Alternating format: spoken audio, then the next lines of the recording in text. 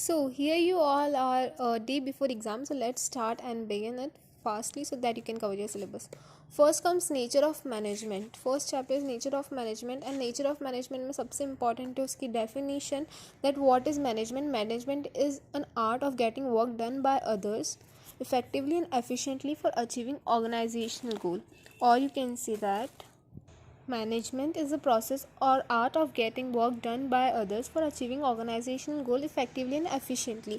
Effectively and efficiently का बहुत important term है, कुछ भी केस स्टडी आ सकती है. सो effectively means completing the task on time and efficiently means completing the task at minimum cost by using available resources. Okay, next comes is the characteristics of management. You can write any code. I have written CID to GMP. CID आप याद रख सकते हो, then to GMP आप थोड़ा रट सकते हो, then you can remember it. C से आता है continuous process. I से आता है intangible force. D से dynamic. 2G मतलब goal oriented process, and एक और था G से कुछ. तो okay, we'll see it. Group activity. M से multidimensional and P से all pervasive. Management is goal oriented process. Management क्यों किया जाता है? एक पर्टिकुलर गोल को अचीव करने के लिए मैनेजमेंट की ज़रूरत होती है, and that's why management is done. Second is management is all pervasive. हर जगह मैनेजमेंट की ज़रूरत होती है, भले ही वो एक जॉब हो, चाहे स्कूल हो, चाहे आप खुद की पर्सनल लाइफ हो. You need management everywhere, and management is applicable everywhere. Management is multi dimensional. इसमें आता है management of work. Management of work includes the functions of management, that is planning organising. और यहाँ पे आ जाते हैं स्टाफिंग, डायरेक्टिंग. अपन मैनेजमेंट ऑफ पीपल की बात करते हैं, and then management of operation की वर्क कैसे होगा and all that things. Management is a continuous process. Continuous process है, बार मतलब वो ऐसा नहीं है कि आपने एक बार कर दिया एंड वो ओवर हो जाएगी. नहीं, you have to do it again and again and again. Okay, next come management is a group activity. Top level, middle level, lower level सब इंक्लूडेड होते हैं, सब मिलके काम करते हैं, and it is a group activity. एक अकेला बंदा मैनेजमेंट नहीं करता है, वो एक पूरे ग्रुप को साथ लेके चलता है, and managing the whole group is known as management. So management is a dynamic function. Dynamic function मतलब डायनामिक है, बार बार चेंज होता रहेगा. ऐसा नहीं कि हर बार जो आपने काम किया वो सेम ही रहेगा. जैसे आपने बिजनेस एनवायरनमेंट में पढ़ा होगा, डिफरेंट फैक्टर्स होते हैं दैट अफेक्ट्स इट. तो डायनामिक नेचर है, changing nature. It is not permanent all the time, or it is not same for all consequences every time. Then comes management is an intangible force. आप management को देख सकते हो क्या? नहीं ना. जो काम हो रहा है you can see that, but you can't see the management. वो एक इंटेंजिबल फोर्स है, हम नहीं देख सकते. We can only feel that कि हाँ काम हो रहा है, मैनेजमेंट अच्छा चल रहा है. ओके, नेक्स्ट आता है objective of management. Very very important. You can write is organisational objective, OSP. Organisational, social and personal. Organisational includes the most important one, SPG, that is survival, profit and growth. Organisational मतलब क्या? Organisation के benefit से related. जो organisation का objective क्या होता है? Profit making. First होता है सर्वाइवल, कि यार हमने जितना इन्वेस्टमेंट किया, हमारी जो कॉस्ट है उतना रेवेन्यू आ जाए तो हम बोल सकते हैं कि हाँ हम मार्केट में सर्वाइव कर रहे हैं. प्रॉफिट कब होगा? जब हम रेवेन्यू ज़्यादा अर्न कर रहे हैं कॉस्ट से. And growth, the most important factor, ये कब होगा growth? When you are having more employees, more capital employed, increase in number of products, increase in capital investment. ये सारा चीज़ें में जब इंक्रीज आएगा, ओवरऑल इंक्रीज होगा, ओवरऑल ग्रोथ बढ़ेगी आपकी ऑर्गेनाइजेशन की, that is growth. So SPG, survival, profit and growth. Next come social objective. It involves the creation of benefit for society as a part of society. Why am reading this, I don't know. Yeah okay, मतलब social objective क्या होता है? Customers से related. Customers क्या चाहते हैं? Quality product मिले, reasonable price पे मिले, that is what the demand of customers are. So उन्हीं को सेटिस्फाई करना is the social objective. Employment opportunities देना, कि हाँ जॉब अपॉर्चुनिटीज़ मिल रही है उन्हें, सोशल्स को, पीपल को. इंफ्रास्ट्रक्चर और सोशल वेलफेयर करना, that is the part of social objectives. Personal objective is that employ खुद के लिए पर्सनल क्या सोचता है. मतलब उसे जॉब सिक्योरिटी हो, जो बेसिक सैलरी होती है वो मिले, अलाउंसेस मिले, परक्विजेज यानी फैसिलिटीज़ वगैरह मिले, फैसिलिटीज़ हो जाती है, और उनकी जो नीड्स हैं, बोनस वगैरह मिलना, हेल्दी एनवायरनमेंट, उनकी सोशल नीड्स को पूरा करना, दैट इज़ फिजियोलॉजिकल नीड्स जो आपने पढ़ी होगी चैप्टर में. तो that is what personal objectives are. Personal goal, social needs को फुलफिल करना, हेल्दी एनवायरनमेंट देना, सैलरी, जॉब सिक्योरिटी, ये सारी चीज़ें, बोनस वगैरह, and all this includes personal objective. एक एम्प्लॉय की तरह से सोचना है आपको। Okay, I will tell you organisational objective में आपको ऑर्गेनाइजेशन की पीओवी से सोचना है कि ऑर्गेनाइजेशनल क्या चाहता है। ओके, सोशल में आपको कस्टमर बन के सोचना है कि हाँ हमारी क्या डिमांड है। एंड पर्सनल में you have to be an employee to think about the mindset of that employee, and you can write automatically what are the features of this personal objective. ठीक है, it's so easy, don't worry. then importance of management अगर बात करें तो importance क्या होती है? importance is helps in achieving group goals. group goals सारे ग्रुप को लेके चलते हैं साथ में. we use we instead of I, जैसे हमने पढ़ा है द प्रिंसिपल्स ऑफ मैनेजमेंट में. तो एक ग्रुप गोल्स को अचीव करने में हेल्प करता है. एक सिंगल पर्सन कुछ अचीव नहीं कर सकता, but it helps in achieving group goals. Management increases efficiency. जब वो काम बार बार सेम पर्सन को होगा तो उसकी स्किल्स डेवलप होगी, उससे एफिशिएंसी बढ़ेगी, जिससे क्या होगा, कॉस्ट कम होगी और प्रोडक्टिविटी ज़्यादा होगी. Management creates a dynamic organisation. Constantly changing environment है, वो एक जैसा नहीं रहता, तो वो अलग अलग एनवायरनमेंट से आपको फैमिलियर करवाता है. अलग अलग चेंजेस से आपको आप कैसे उन चेंजेस को अडॉप्ट कर सकते हो वो सिखाता है. Management helps in achieving personal objectives. Management helps in achieving personal objectives. Of course कि क्या ऑब्जेक्टिव्स है आपके, मतलब वो मोटिवेशन करता है, लीडरशिप करता है, जैसे आपने उसे चैप्टर में पढ़ा डायरेक्टिंग में. तो उन इंस्ट्रूमेंट से वो आपको हेल्प करते हैं कि आप अपने खुद के पर्सनल ऑब्जेक्टिव्स को भी अचीव करो. Okay, and as a whole ही क्या हो रहा है, ऑर्गेनाइजेशनल डेवलपमेंट हो रहा है, ऑर्गेनाइजेशन का ऑब्जेक्टिव अचीव हो रहा है. तो ये दोनों का फ़ायदा है. Management helps in the development of society. Society का development on the same way कि अगर ऑर्गेनाइजेशन ग्रो करेगा तो वो एम्प्लॉय और सोसाइटी को साथ में लेके ग्रो करेगा. ओके, तो ये सारी चीज़ें साथ में चलती हैं. That is the importance of management कि मैनेजमेंट की ज़रूरत क्या है. मैनेजमेंट सोसाइटी का डेवलपमेंट करता है, खुद का डेवलपमेंट करता है, ऑर्गेनाइजेशन का डेवलपमेंट करता है, एफिशिएंसी बढ़ाता है, डायनामिक ऑर्गेनाइजेशन बढ़ाता है, एंड दैट इज़ इट. अब आता है most important part, nature of management. Nature of management में आते हैं three things that are management as an art, management as a science, and management as a profession. Right, अगर management as an art की बात करें तो yes it is an art. Science की बात करें तो इससे बोल सकते हैं इन एग्जैक्ट या इम्प्योर साइंस, बिकॉज ये टोटली अग्री नहीं करता. एंड प्रोफेशन भी नॉट अग्रीड, क्योंकि प्रोफेशन में ये ऑन द वे है, अभी पार्शियली इम्प्लीमेंटेड है. ठीक है, मैनेजमेंट एज एन आर्ट. अगर आर्ट की बात करें तो 3 पॉइंट्स बहुत इंपॉर्टेंट आ जाते हैं कि existence of theoretical knowledge. Art में क्या होता है, चाहे वो सिंगिंग हो, चाहे वो डांसिंग हो, चाहे वो राइटिंग हो, आपको थियोरेटिकल नॉलेज तो चाहिए ना आर्ट्स के लिए. अब सिंगिंग है तो आपको सारेगामापा या जो भी सुर होता है, I am sorry if I am wrong, तो जो भी सुर वगैरह होता है, and you have to write that and you have to practise it. Okay, तो that is existence of theoretical knowledge. Then आता है पर्सनलाइज्ड एप्लीकेशन. अब आपने सिंगिंग सीख भी ली, डांस सीख भी लिया, तो आप जो अपने कोर्स से सीख के आए हो, you will not perform the exact same similar dance to that person.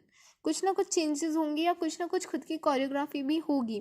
तो दैट इज़ पर्सनलाइज्ड एप्लीकेशन. जो खुद से चेंजेस करके खुद का तड़का लगाते हैं ना, दैट इज़ पर्सनलाइज्ड एप्लीकेशन. तो मैनेजमेंट में भी होता है ये चीज़. मैनेजमेंट में अपने हिसाब से, अपने तरीक़ों से किया जा सकता है. मैनेजमेंट के लिए भी एग्जिस्टेंस ऑफ थियोरेटिकल नॉलेज चाहिए, based on practice and creativity. Bar bar practice करेंगे तो क्रिएटिविटी क्या होगी, बढ़ेगी. आर्ट में भी होता है, मैनेजमेंट में भी होता है. तो both are the things correct in this. तो ये हर तीनों पॉइंट में अग्री कर रहा है कि हाँ मैनेजमेंट इज़ एन आर्ट. अब आता है मैनेजमेंट एज अ साइंस. ये नहीं है इम्प्योर है या इनएग्जैक्ट साइंस है. क्यों, let me give you the reason.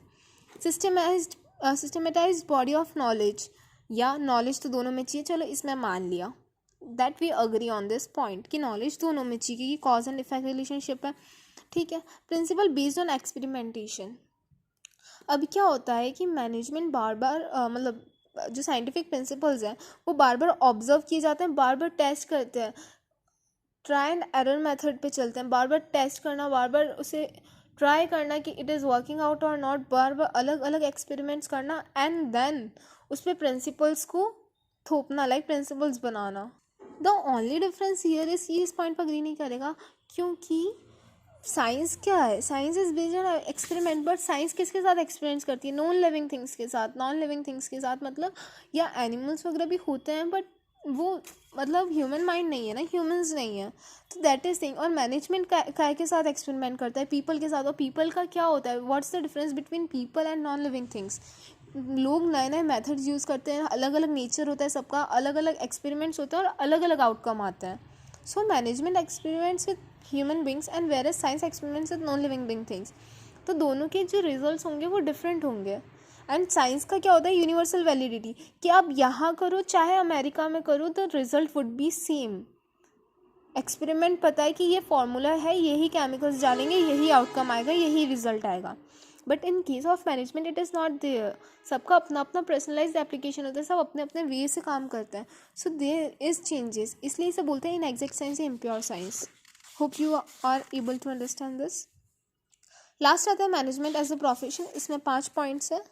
Okay, well defined body of knowledge. Well defined body of knowledge इस सब में नॉलेज तो चाहिए, दैट्स ट्रू, चाहे प्रोफेशन हो, चाहे आर्ट हो, चाहे साइंस हो। Restricted entry. अब प्रोफेशन में रेस्ट्रिक्टेड एंट्री, फॉर एग्जांपल अगर आपको सीए करना है तो आपको डिग्री चाहिए। Yes, you have to be the CA.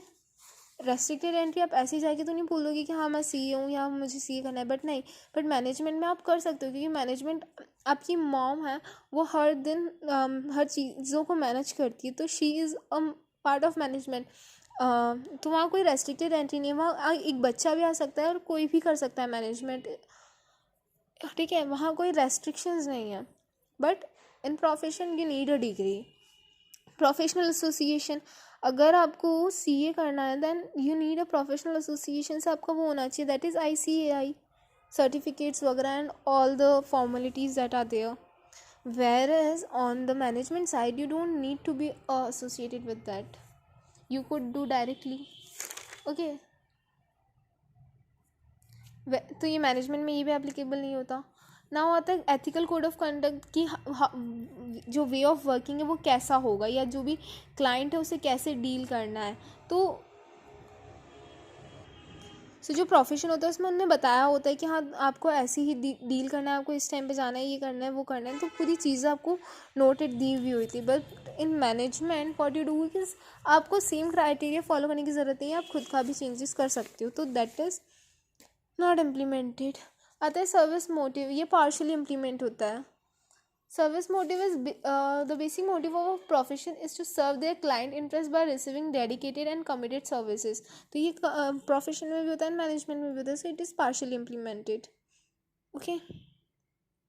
Next आ जाता है levels of management, top level, middle level and lower level, also known as operational management. ठीक, तो इसमें आपसे केस स्टडीज़ में कुछ भी पूछ सकते हैं कि टॉप मैनेजमेंट के फीचर्स क्या है वो बताओ। तो टॉप मैनेजमेंट के features are frame the policy, rules and regulations, plans, strategies to achieve the goal of the organisation. Policies frame करना है, स्ट्रेटजीज, रूल्स, रेगुलेशंस क्या होते हैं, वो सारी चीज़ें किसका काम है, टॉप मैनेजमेंट का। Okay, then setup the objective of organisation, organisation का ऑब्जेक्टिव क्या है वो सेटअप करना इज द काम of top management. Resources avail करवाना, रिसोर्सेज 3 टाइप्स के हैं, ह्यूमन, फिजिकल एंड फाइनेंस, तीनों को उन्हें अवेल कराना इज द काम of top management, work of top management. इसमें कौन कौन आता है, CEO, directors, managers, owners, board of directors, और इनका ही काम होता है फाइनलाइज करना है एम्प्लॉयज़ को। ठीक है, मिडिल मैनेजमेंट में ये पर्टिकुलरली बीच वाले होते हैं, तो ये क्या करते हैं, ऊपर से अगर कोई भी ऑर्डर आता है तो वो नीचे उसे ट्रांसफ़र करते हैं, और अगर नीचे से कोई सजेशन आता है तो वो ऊपर ट्रांसफ़र करता है। So that is the main and most important function of middle management. ये दिस आर मतलब ये the middle management are the chain linking the top management and the operational level. ये पर्टिकुलर डिपार्टमेंटल मैनेजर्स होते हैं, जैसे production manager, sales manager, finance manager और वो सारी चीज़ें। ये coordinates the top and below level management. For example order comes from the top management तो वो डायरेक्टली नीचे वालों को देते हैं, एंड अगर कोई सजेशंस आता है नीचे से तो वो ऊपर पहुंचाते हैं। इसमें आते हैं हेड ऑफ डायरेक्टर्स। नेक्स्ट आता है ऑपरेशनल मैनेजमेंट, जिसमें होते हैं सुपरवाइजर्स और employees. They are directly attached with the work, उनसे अगर कुछ भी आप पूछोगे तो वो डायरेक्टली वर्क से अटैच हो सकते हैं, तो वो आपको ज़्यादा ईजी वे में बता देते हैं कि काम में क्या चीज़ें चेंज हो सकती है, क्या मशीन्स की रिक्वायरमेंट है, कुछ भी। तो they are the operational management जो मेन काम करते हैं। फंक्शंस ऑफ मैनेजमेंट अब तक तो आपको पता चली गया होगा, that are planning, organising, staffing, directing and controlling. Brief में इसमें आपको सबकी डिफाइन ही लिखनी है। Planning is thinking in advance what to do, how to do and who will do it. Organising is assigning duties, grouping tasks, establishing authority and allocating resources, division of work and departmentalization, वही सब लिख देना। Staffing में क्या होता है, staffing में हाँ, right people for the right job, directing, leading, motivation, supervising, controlling ma'am, the difference between the actual and the standard. ठीक है, नेक्स्ट आता है most important part, coordination. Coordination is the essence of management, most important. बिना coordination के management possible नहीं है, क्योंकि सब झगड़ा करेंगे, कोई कोऑर्डिनेट नहीं करेगा तो कोई ऑर्गेनाइजेशनल गोल अचीव नहीं होगा। To achieve the organizational goal, it is important for a organization to have coordination, and coordination is the process by which manager synchronizes all activities of different departments towards achieving a common goal of the organization. Coordination her level पे required है। और characteristics की बात करें तो coordination integrates group efforts को साथ लाता है, कॉमन फोकस बताता है सबको कि ग्रुप गोल क्या है उस पर फोकस करो, ना कि इंडिविजुअल गोल्स पे। एंश्योर्स यूनिटी ऑफ एक्शन, साथ में वर्क करना, कंटिन्यूस प्रोसेस। कोऑर्डिनेशन ऐसा नहीं कि एक बार कर दिया तो सब कोऑर्डिनेट करेंगे, नहीं, तुम्हें बार बार याद दिलाना है कि हाँ तुम्हें कोऑर्डिनेशन में वर्क करना है, साथ में चलना है, अलग अलग नहीं करना हो। ठीक है, कोऑर्डिनेशन कहाँ स्टार्ट होता है, प्लानिंग पे, बट कहाँ तक कंटिन्यू करता है ये, लास्ट टिल कंट्रोलिंग। ठीक है, so has coordination is all pervasive function, हर जगह रिक्वायर्ड होता है at all levels of management, top, middle, operational. Responsibility of all managers, हाँ टॉप लेवल की मैनेजर्स कोऑर्डिनेट करते हैं अपने सबऑर्डिनेट्स के लिए, मिडिल लेवल अपने जूनियर्स के साथ, मतलब ऑपरेशनल लेवल के साथ कोऑर्डिनेट करते हैं, एंड ऑपरेशनल लेवल भी अपने मिडिल लेवल के साथ कोऑपरेट करता है, दैट इज कोऑर्डिनेट करता है। Coordination is a deliberate function, it tells कि कोऑर्डिनेशन दोनों साथ साथ चलने चाहिए, मतलब members of a department willingly cooperate and work, coordination gives a direction that willing. अगर वो चाहते हैं कि साथ में काम करना, तो कोऑर्डिनेशन एक ऐसी की है जो उन्हें हेल्प करती है और वो काम के थ्रू कोऑर्डिनेट करने में। इम्पॉर्टेंस में आ जाता है growth in size, functional differentiation and specialisation. Specialisation की कोऑर्डिनेशन होगा, आप एक ही काम को बार बार करोगे, अच्छी तरीके से करोगे, आपको स्पेशलाइजेशन आ जाएगा। Functional differentiation is functions of an organization are divided into departments, divisions and sections, और सब डिपार्टमेंट का अपना अपना ऑब्जेक्टिव है, तो हर डिपार्टमेंट में अलग अलग कोऑर्डिनेशन, मतलब अपना अपना कोऑर्डिनेशन की ज़रूरत है। Then growth in size, overall growth होगी, अगर आप कोऑर्डिनेट करके चलोगे तो ऑर्गेनाइजेशनल गोल अचीव होगा, ग्रोथ होगी, एम्प्लॉयज़ बढ़ेंगे, साइज बढ़ेगी, कैपिटल एम्प्लॉयड बढ़ेगा, everything will be increase. So that's it for the first chapter. Hope you all understood it very well. And thanks for watching. See you in the next video. Till then, take care.